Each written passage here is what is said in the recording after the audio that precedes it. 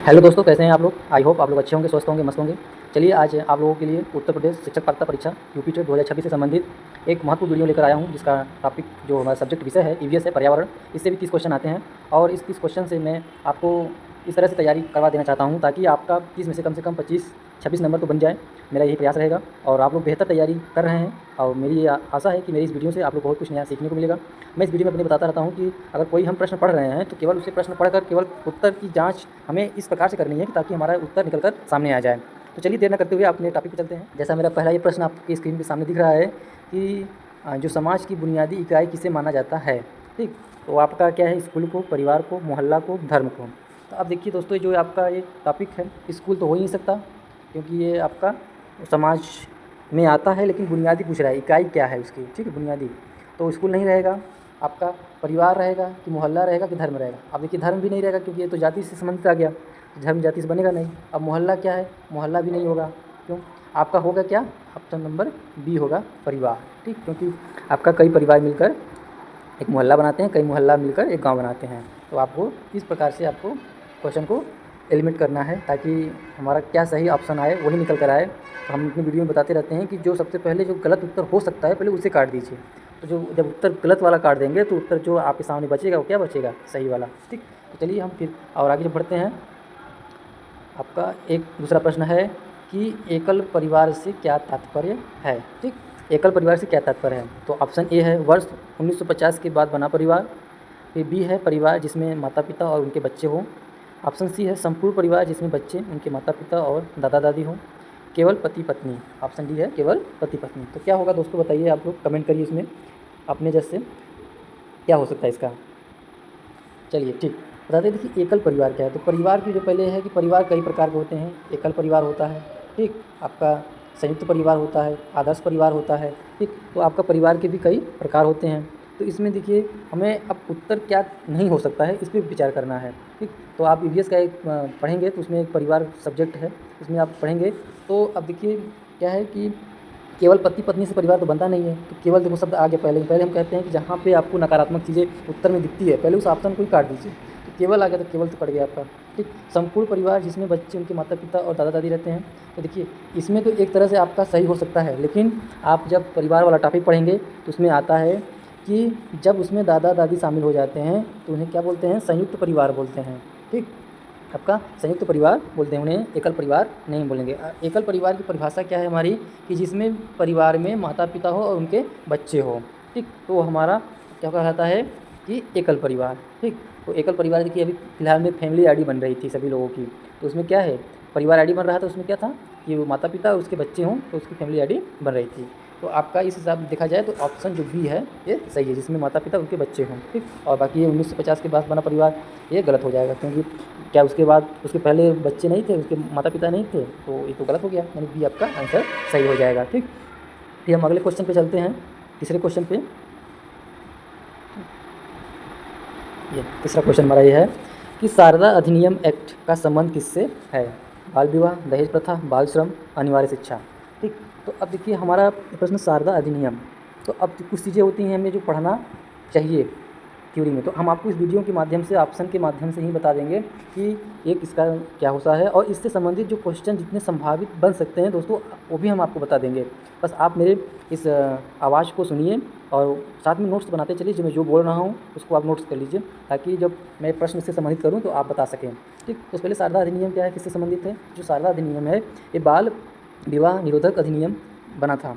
जबकि बच्चे बचपन में क्या थे कि उनकी बचपन में शादी हो जाती थी, तो उसको रोकने के लिए ये बना था। तो ये आपका जो हरविलास शारदा जी थे वो इस चीज़ को बढ़ावा दिए थे, तो उन्हीं के नाम पर ही रख दिया गया था शारदा अधिनियम। तो उनके पहले तो आप पूछ देगा कि जो शारदा अधिनियम है किसके नाम पर रखा गया था, तो आपका जवाब रहेगा हरविलास शारदा। ठीक, फिर इसकी जो गठन हुआ था, कब हुआ था, 1929 ईस्वी में हुआ था। कब हुआ था, 1929 ईस्वी में इसका गठन हुआ था, जिससे 1 अप्रैल आपका 1930 1 अप्रैल 1930 में ये लागू हो गया था। ये आपका जो बच्चे होंगे, छोटे बच्चे, उनका शादी नहीं होगा। उनकी उम्र रखी गई थी क्या, लड़कियों के लिए।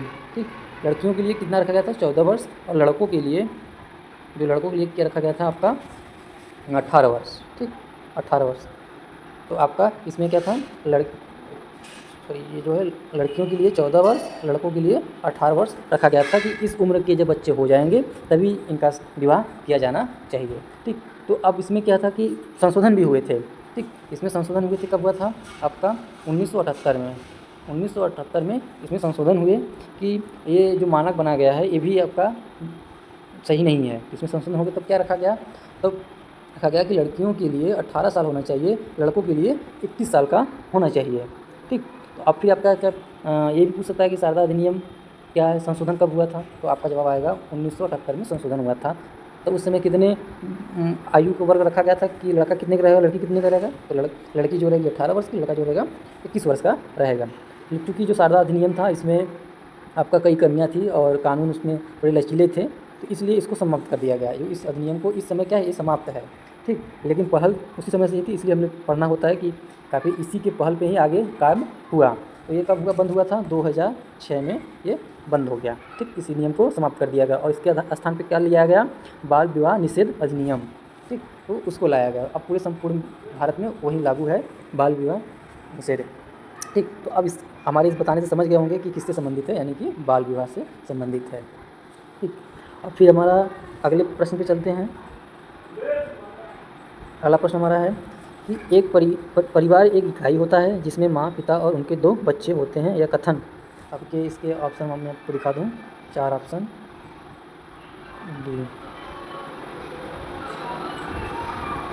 जी 4 ऑप्शन, तो ये हमारे 4 ऑप्शन आपके सामने दिख रहे हैं। तो अब ये प्रश्न क्या है, परिवार एक इकाई होता है जिसमें माँ, पिता और उनके 2 बच्चे होते हैं, यह कथन सत्य है क्योंकि सभी भारतीय परिवार इसी प्रकार के होते हैं। सही नहीं है क्योंकि परिवार कई प्रकार के होते हैं। सत्य है क्योंकि ये किसी आदर्श परिवार का आकार है। सही नहीं है क्योंकि इसमें बच्चे के जैविक होने का कोई प्रमाण नहीं है। ठीक, आपका ये क्या हो सकता है, आप बताइए, उल्लेख आप बताइए क्या हो सकता है। ठीक, तो इसमें क्या हो सकता है आप बताइए। चलिए हम बताते हैं। अब देखिए ये प्रश्न है, अब इसमें क्या है कि हमें बहुत सी चीज़ें लगेंगी, ये तो एक से अधिक है। क्योंकि अब देखिए ऊपर एक परिवार से संबंधित प्रश्न आया था कि क्या था, एकल परिवार। तो उसमें हमने क्या पढ़ा था कि जिसमें माता पिता हों और उनके बच्चे हों, तो वो क्या होता है, एकल परिवार। अब इसमें परिवार की इकाई होता है जिसमें माता पिता और उनके 2 बच्चे होते हैं। तो अब हम बात करते हैं ऑप्शन ए की, क्या क्या सत्य है क्योंकि सभी भारतीय परिवार इसी प्रकार के होते हैं, तो ये तो गलत है। क्योंकि आपका सभी भारतीय परिवार इसी तरह, क्या सभी लोगों के पास 2 ही बच्चे हैं। अब देखिए हमें क्वेश्चन को गलत करना है, कैसे करना है। अब यहाँ पे हम इसको प्रश्न को देखो ध्यान से पढ़ेंगे तो हमें यही जवाब देगा कि क्या वो सही होगा क्या गलत होगा। अब यहाँ पे देखिए बोला है कि 2 बच्चे, ठीक, आपके 2 बच्चे, तो क्या सभी भारतीय परिवार में 2 ही बच्चे होते हैं, 2, किसी के पास 3 होते हैं, किसी के 4 होते हैं, किसी के 5 होते हैं, किसी किसी के होते ही नहीं है। तो आपका ये इस हिसाब से हमारा ये गलत हो जाएगा। फिर क्या है कि सही नहीं है क्योंकि परिवार कई प्रकार के होते हैं। अब देखिए इस बात पर हम बी को लॉक कर देते हैं। ठीक, बी को लॉक कर देते हैं, क्यों, क्योंकि सही। हमने आपको पीछे जब एकल परिवार का क्वेश्चन आया था तो हमने बताया था कि परिवार कई प्रकार के होते हैं। क्या होता है, एकल परिवार होता है, ठीक, संयुक्त परिवार होता है, ठीक, और क्या होता है, आदर्श परिवार होता है, यानी कि परिवार कई प्रकार के होते हैं। ठीक, तो इस हिसाब से आपका ये सही नहीं है क्योंकि परिवार इसमें, अब क्यों सही नहीं, क्योंकि यहाँ पे 2 बोल दिया, उन्होंने संख्या दे दिया है। ठीक, कि यहाँ पे 2 बच्चे होते हैं, नहीं तो गलत हो गया ना। क्योंकि आपने अगर यहाँ पे होते कि माता पिता और उनके बच्चे होते हैं, अगर ऐसा ऑप्शन होता तो ठीक था, सही था। लेकिन यहाँ पे 2 बच्चे लिख कर उसने इसको क्वेश्चन को सीमित कर दिया कि 2 ही बच्चे होते हैं हर परिवार में, तो ये गलत हो गया। यानी आपका बी वाला सही होगा। ठीक है, और हम और क्वेश्चन पे बात कर लें। सत्य है क्योंकि किसी आदर्श परिवार का आकार है, देखिए ये नहीं हो सकता। आदर्श परिवार में क्या है कि यहाँ पे देखो दादा दादी का नाम नहीं दिया है। आदर्श परिवार में क्या है कि वहाँ पे दादा दादी, बुआ, माता पिता, बच्चे, यानी सभी का सम्मिलित रूप होता है। तब वहाँ पे सबकी बातों को तवज्जो दिया जाता है, एक दूसरे को समझा जाता है, तो उसे बोलते हैं आदर्श परिवार। ठीक, तो ऐसा बात इसमें कोई कुछ लिखा ही नहीं है, तो हमारा ये ऑप्शन सी तो होगा ही नहीं। अब डी की बात कर लेते हैं। सही नहीं है क्योंकि इसमें बच्चे की जैविक होने का उल्लेख नहीं है। तो ये क्या है, जैविक होने का, इसमें तो कोई बात ही नहीं कर रहा है कि बच्चे जिंदे हैं कि क्या है, परिवार की बात कर रहा है। तो क्या है, ये तो ये भी गलत हो जाएगा। यानी हमारा ऑप्शन बी ही होगा कि सही नहीं है क्योंकि परिवार कई प्रकार के होते हैं। यहाँ पे दो लिख के इसने क्वेश्चन को सीमित किया हुआ है। चलिए अब हम आगे अगले क्वेश्चन पे चलते हैं। हमारा अगला क्वेश्चन है, बच्चों का प्रथम गुरु कौन होता है। ठीक, बच्चों का प्रथम गुरु कौन होता है। तो अब शिक्षक होता है, पिता होता है, माता होती है, समाज होता है, कौन होता है। तो ये तो बहुत ही आसान क्वेश्चन है। देखिए दोस्तों, कुछ क्वेश्चन हमारे परीक्षा में इतने आसान आते हैं कि उन्हें हम गलत कर देते हैं कि अरे ये तो यही होगा। तो हमें किसी भी क्वेश्चन को पढ़ते समय बहुत ध्यानपूर्वक और माइंड सेटअप करके पढ़ना है और अच्छे से पढ़ना है कि वो कह क्या रहा है। तो चूँकि ये प्रश्न बहुत ही आसान है तो इसका कोई ज़्यादा रोल नहीं है, तो माता ही होती है। ठीक, आपका माता सी आंसर, क्योंकि जो बच्चे किसी बच्चे का प्रथम शिक्षक माता ही होती है, तब वो आपका अगला स्कूल में आता है तो उसके जो गुरुजन होते हैं वो होते हैं। तो अभी हमारा टॉपिक परिवार से। देखिए हमने कहा दोस्तों कि जो आपको ये क्वेश्चन मिलेंगे टॉपिक वाइज मिलेंगे, ऐसा नहीं कि सब उसी में मिक्स कर दें, आपको टॉपिक वाइज मिलेंगे। ठीक है, तो जैसे हमारा पहला टॉपिक आप यूपी टेट का सिलेबस देखेंगे तो उसमें पहला आपका है परिवार। ठीक, परिवार पहला टॉपिक। परिवार से क्वेश्चन आपको 5 क्वेश्चन हमने कराया कि कैसे क्वेश्चन परिवार से बन सकते हैं, और आगामी भी हम आपको और इससे संबंधित क्वेश्चन लेकर आएंगे, क्योंकि हमें थोड़ा थोड़ा करके पढ़ना है। इसलिए आप 5 क्वेश्चन परिवार से देख लिए। अब हमारा अगला टॉपिक क्या है देखेंगे सिलेबस में, तो भोजन स्वास्थ्य स्वच्छता से है। तो अब हम इस पर बात कर लेते हैं। तो हम चलते हैं अपने छठे क्वेश्चन पे। ठीक, छठे क्वेश्चन पे चलते हैं। अब हमारा छठा क्वेश्चन क्या है कि क्वाशियोरकर रोग किससे के कमी से होता है। ठीक, तो अब देखिए थोड़ी जो लैंग्वेज होते हैं हिंदी के और ऐसे कुछ वर्ड निकल कर आएंगे जो कि आपके सामने नए लगेंगे, तो इस सब नए वर्डों को आप लोग लिख लीजिए कि आखिरकार ये है क्या। तो जो आपका क्वाशियोरकर जो रोग है इसकी कमी से होता है, ये आपका जो पढ़ेंगे भोजन स्वास्थ्य वाले में, तो एक जो आपका कुपोषण का नाम सुने होंगे। ठीक, कुपोषण का नाम है, तो ये कुपोषण का एक प्रकार है। ठीक, तो जैसे कि हम लोग अनमोल देखे होंगे कि बच्चा काफ़ी पतला होता है। ठीक, हड्डी दिखने लगती हैं। ठीक है, हड्डी दिखने लगती है। तो अब इसमें क्या है कि जो क्वाशियोरकर रोग है ये प्रोटीन की, पहले तो प्रोटीन की कमी से होता है। तो ठीक, ये आपका प्रोटीन की कमी से होता है, उन्हें उचित प्रोटीन नहीं मिल पाता है तो होता है। इसका लक्षण क्या है कि इसमें जो बच्चा का पैर है, ठीक, पैर है, पेट है, वो क्या होता है आपका फूला रहता है। ठीक, फूला होता है। अक्सर हम कुपोषण में देखते हैं कि बच्चों का हाथ पैर क्या होता है पतला रहता है, लेकिन वो क्या बोलते हैं जो उस प्रकार के जो बच्चे होते हैं आपका उन्हें मारमस कहते हैं। ठीक, उन्हें मारस्मस कहते हैं। तो उसमें क्या जो बच्चे होते हैं उसके लक्षण जो होते हैं, बच्चा पतला रहेगा, हड्डी दिखेगा उसका, एकदम कुपोषित रहेगा, और वो क्या होता है आपका 1 वर्ष से कम बच्चे में वो दिखता है। और जो ये आपका क्वाशियोरकर है ये क्या होता है 1 से लेकर 5 वर्ष तक के बच्चों में देखने को मिलता है। तो आपका इसमें भी ऐसे क्वेश्चन बन सकता है कि किस बीमारी में बच्चे का पैर या पेट फूला दिखता है, तो आपके पास 4 ऑप्शन दे देगा बीमारी का। इसमें आपका एक हो रहेगा आपका क्वाशियोरकर। ठीक, तो इसमें आप ऑप्शन लगा देंगे। ठीक, तो आप किसकी कमी से होता है, प्रोटीन कमी से होता है। अब आपका देखते हैं कि जो आयोडीन है इसमें तो घेंघा रोग होता है। ठीक, विटामिन की कमी से रतौंधी हो गया, रिकेट्स हो गया, ऐसी चीज़ होती है। कार्बोहाइड्रेट्स तो अलग हो गया। ठीक, तो आपका जो राइट आंसर होगा सी होगा। ठीक, अब आपको इसमें 2 प्रकार के कुपोषण में भी 2 प्रकार के होते हैं, क्वाशियोरकर और क्या होता है मारस्मस। ठीक, ये 2 प्रकार की कुपोषण संबंधित है। इसमें क्या होता है बच्चा पतला होता है, और क्वाशियोरकर में क्या होता है बच्चा उसका पेट और पैर खुला रहता है, वो कुपोषण का ही शिकार। ठीक, अब आगे हम चलते हैं छठा क्वेश्चन 7वें क्वेश्चन पे कि विटामिन सी की कमी से होने वाली बीमारी का नाम क्या है। ठीक, तो आपका जो विटामिन है अब तो बहुत ही सरल क्वेश्चन है, सभी लोग बता देंगे कि क्या होता है। यानी विटामिन सी की कमी से क्या होता है स्कर्वी रोग, यानी विटामिन ए हो जाएगा ऑप्शन। बेरी रोग क्या होता है विटामिन जो B12 जो होता है विटामिन कॉम्प्लेक्स का होता है बी का, उसी से होता है। रतौंधी किससे होता है आपका विटामिन ए से होता है। ठीक, थकान होता है आपका होता है तो विटामिन डी की कमी से हो जाती है, हड्डी कमजोर हो जाती हैं। ठीक, तो ये सब हमारा हो जाएगा ऑप्शन सी, सॉरी ए स्कर्वी रोग। ठीक, अब हम अगले क्वेश्चन पे चलते हैं अपने 8वें क्वेश्चन पे। क्या कह रहा है कि निम्नलिखित में से कौन सा अलग समूह से संबंधित है। ठीक, तो अब देखिए इसमें आपका इस प्रकार भी क्वेश्चन बनता है कि निम्न में से कौन अलग है उसे छाटिए। तो देखिए इसमें ऑप्शन ये क्या है रतौंधी, रिकेट्स, स्कर्वी, रेबीज। तो अब ये जो 4 ऑप्शन दिए गए हैं ये चारों में से कौन भिन्न है ये आपको छाटना है।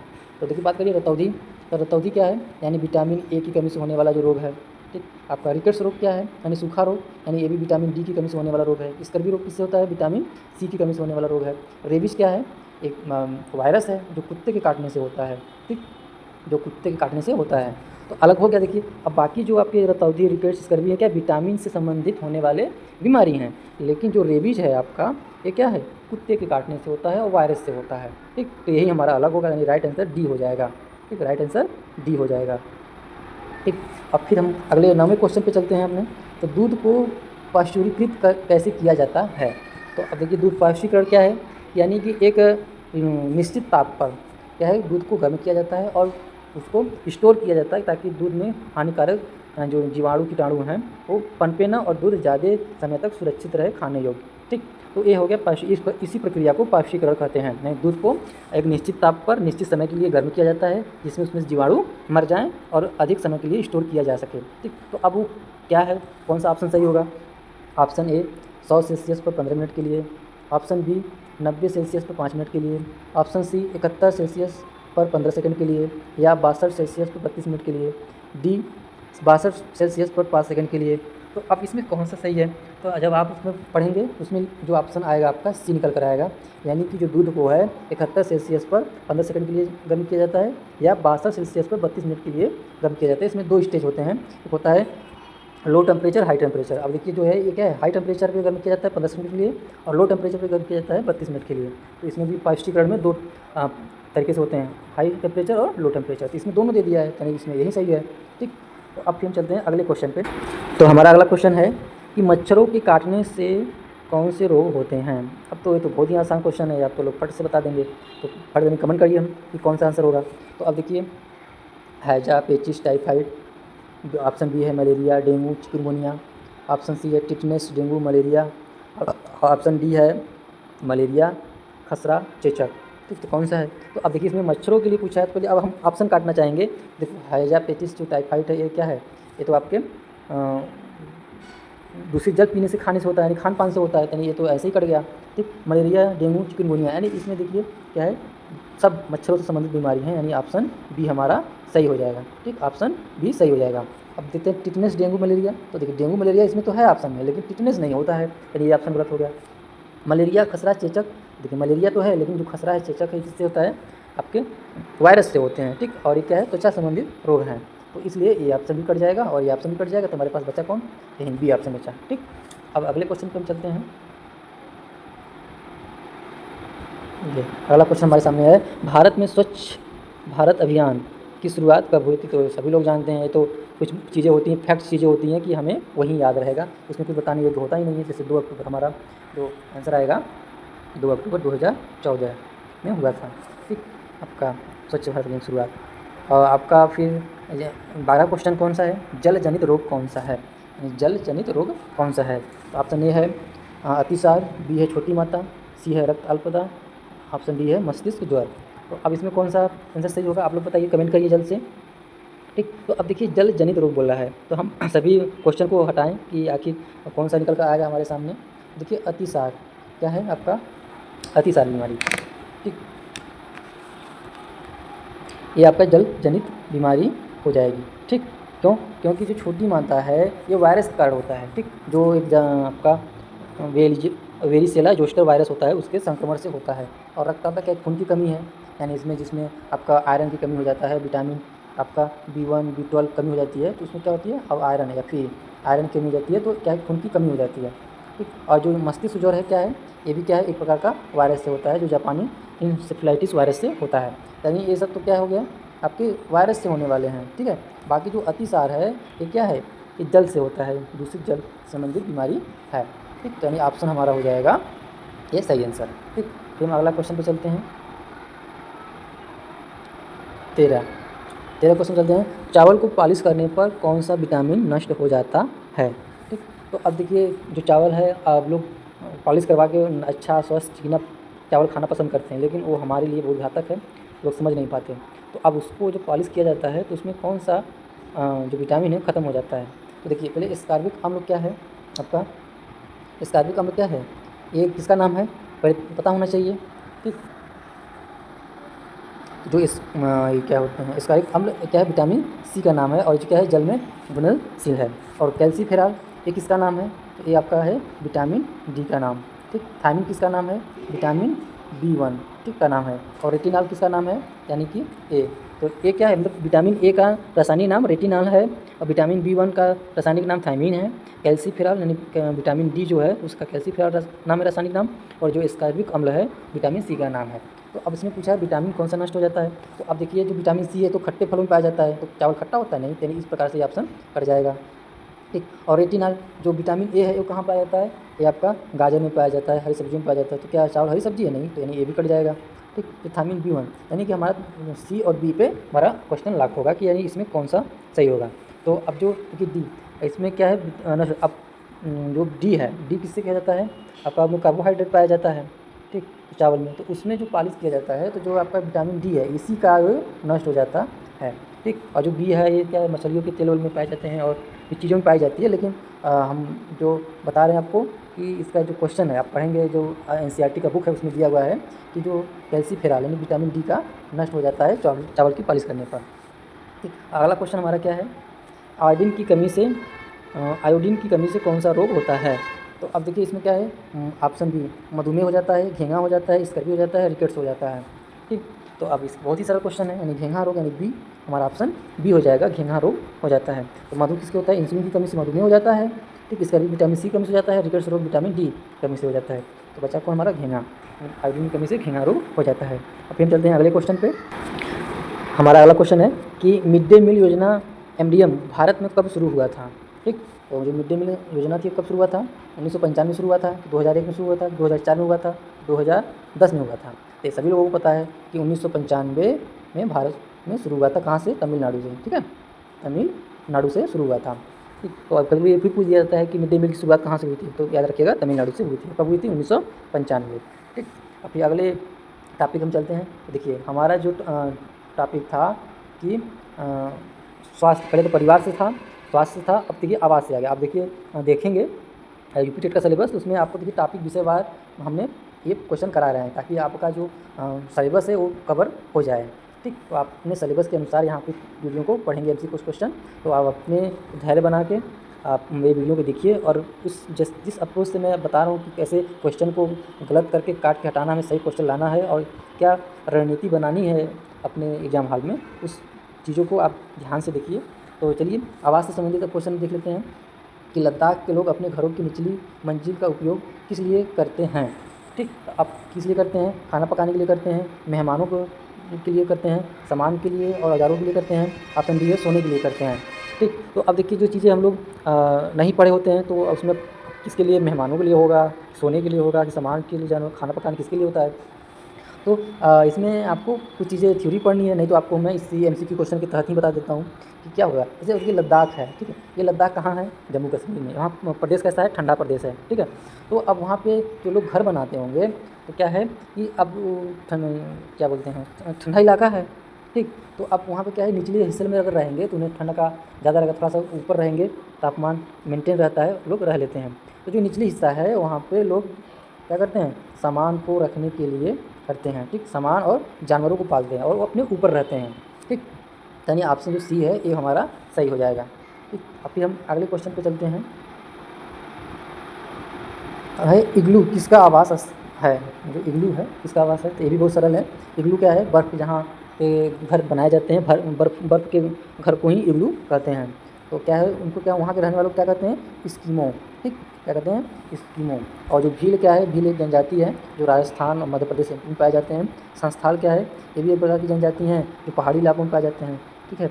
आपके ये सॉरी पठार जहाँ पे है, झारखंड और ये सब है, ये पठारी भागों में पाए जाने वाले जनजाति हैं। संसार बकरवाल क्या है, ये पहाड़ी क्षेत्रों में पाए जाने वाले लोग हैं जो कि भेड़ चराते हैं और करते हैं। तो ये पहाड़ी इलाकों में, कि जम्मू कश्मीर, हिमाचल प्रदेश, इस इलाकों में पाए जाने को बकरवाल कहते हैं, ठीक। अब फिर चलते हैं अगला क्वेश्चन पे। अगला क्वेश्चन है, असम में घर ज़मीन से 10 से 12 फीट ऊंचे बांस के खंभों पर क्यों बनाए जाते हैं, ठीक। तो अब क्यों बनाए जाते हैं, तो पहले हमें इस क्षेत्र का ज्ञान होना चाहिए क्यों बनाए जाते हैं। क्योंकि असम क्या है, वहाँ पे सबसे वर्षा वाला क्षेत्र है ना, मानसी ग्राम, तो वहाँ पे सबसे अधिक वर्षा होती है और आए दिन वर्षा होती रहती है। तो वहाँ पे गोजर, बिच्छी, सांप और जिससे खतरनाक जानवर हैं निकलते रहते हैं, इसलिए वहाँ पे घर क्या करते हैं, बांस के बम्बू पे खंभों पे 10 से 12 फीट की ऊंचाई पे बनाते हैं ताकि लोग सुरक्षित रहें हानिकारक जानवरों से। तो ऑप्शन क्या है हमारे, देखते हैं, ए जंगली जानवरों के डर से, भारी वर्षा के कारण, ठीक, भूकंप, सी है भूकंप के कारण, डी परंपरा के कारण। तो अब देखिए क्या है, जंगली जानवरों के कारण, तो अब वहाँ पे तो जंगली जानवर है नहीं, गाँव जहाँ हो वहाँ तो आएंगे नहीं, तो यहाँ पे जंगली जानवर तो नहीं होगा, भारी वर्षा के कारण, ठीक। तो यही हमारा आंसर हो जाएगा, ठीक। क्योंकि वहाँ पे भारी वर्षा होती रहती है जिससे कि कीचड़ मिट्टी गीली हो जाती है, तो वहाँ पे जो छोटे मोटे कीड़े मकोड़े जानवर, सांप बिच्छी हैं वो बाहर निकल के आते हैं, तो उनसे काफ़ी डर रहता है, खतरा रहता है काटने में, इसलिए वो ऊंचाई पे घर बनाते हैं, ठीक। बाकी भूकंप का कोई कारण नहीं है, भूकंप से कोई मतलब नहीं है, परंपरा भी कोई मतलब नहीं है। कोई भी चीज़ अगर चलती है तो उसके पीछे में कोई कारण होती है, उसे हम बाद में परंपरा मान लेते हैं। लेकिन परंपरा यहाँ पे हमें सीटेड यूपी टेट में या क्वेश्चन में परंपरा को नहीं मानना है। ठीक, कारण क्या, मेन कारण क्या है, भारी वर्षा के कारण। ठीक, फिर अगला हम क्वेश्चन लेके चल आते हैं आपका ये कि पत्थर और लकड़ी से बने ढालू छत वाले घर कहाँ पाए जाते हैं। ठीक, तो अब देखिए, अब क्वेश्चन को ध्यान से पढ़ेंगे आप। पत्थर और लकड़ी से बने ढालू छत, अब पत्थर कहाँ अधिक पाए जाते हैं, पहाड़ी इलाकों में पाया जाएगा। ठीक, तो पहाड़ी इलाकों में वन भी पाए जाते हैं। तो आपको इसमें एक माइंड में सेटअप आ जाना चाहिए कि इस तरह का है तो पत्थर से संबंधित है तो कहाँ हो सकता है। तो पत्थर के तो बहुत जगह पाए जाते हैं, पहाड़ी इलाकों में पाए जाते हैं, तो पहाड़ी इलाका का भी है। तो अब हम क्वेश्चन से क्लियरफाई करते हैं कि कहाँ पे हो सकते हैं। ठीक, तो आपका कहाँ, तो राजस्थान में, लद्दाख में, मनाली में, उत्तर प्रदेश में। तो अब देखो क्वेश्चन को काटें, कौन गलत हो सकता है। उत्तर प्रदेश में होगा, नहीं होगा। ठीक, राजस्थान में होगा, पहाड़ तो हैं लेकिन रेतीला है ना, उतना वो नहीं है। ठीक, आपका तो अब फिर लद्दाख क्या है, वहाँ भी अब यहाँ पे बर्फ़बारी वाला है, बर्फ़ यहाँ पड़ता है, तो ये भी आपका ऑप्शन नहीं होता। यानी बचा कौन, आपका मनाली, हिमाचल प्रदेश। ठीक, यानी हिमाचल प्रदेश है जो वो आपका, वहाँ पे पत्थर और लकड़ी से बने ढालू छत पाए जाते हैं। तो अब देखिए सर, आप लोगों को ये इतने 19 क्वेश्चन ही मैं बता रहा हूँ, क्योंकि ज़्यादा लंबा वीडियो बन जाने से लोगों को ऊब होने लगती है और होता है कि क्या बंद किया जाता है। इसलिए छोटे छोटे वीडियो आप देखिए और कम से कम 10-15 क्वेश्चन डेली आप एमसीक्यू क्वेश्चन को करिए। इससे क्या है कि आपको देखिए, इसमें जैसे हमने कई टॉपिक लिए थे, परिवार, स्वास्थ्य, खान पान, भोजन और आवास, यानी 3-4 टॉपिक को लेकर हमने वीडियो बनाया। तो काफ़ी आपको नई चीज़ें इसमें जानकारी मिली होंगी और एक नए जैसे अप्रोच के साथ हमने आपको बताने का प्रयास किया, तो आप इसको भी समझने का प्रयास किए होंगे। तो अंत तक वीडियो में बने रहने के लिए आप सभी लोगों का धन्यवाद। और ऐसे ही एमसीक्यू क्वेश्चन पाने के लिए हमारे चैनल को जरूर सब्सक्राइब करें और बेल आइकन को दबाएं, ताकि जैसे ही हमारी नई वीडियो आप आए यूट्यूब पर, आपको नोटिफिकेशन पहुँचे और आप अपनी तैयारी को बेहतर बना सकें। बाकी दोस्तों, आप लोग एमसीक्यू क्वेश्चन के साथ साथ आप थ्योरी भी पढ़ा करिए, और भी चीज़ें निकल कर आएंगी, क्योंकि केवल एमसीक्यू क्वेश्चन से आपके आंसर नहीं होंगे, लेकिन बस पास तो हो जाएंगे। आपका इतना हम दावा करते हैं कि हमारे ऐसे एमसीक्यू क्वेश्चन को आप देखते रहेंगे, हमारे क्वेश्चन को दोहराते रहेंगे, तो पास तो हो जाएंगे सभी लोग। और हमारे होने वाले सभी भावी शिक्षक और हमारे शिक्षक भी होंगे। तो सभी लोगों को पुनः धन्यवाद।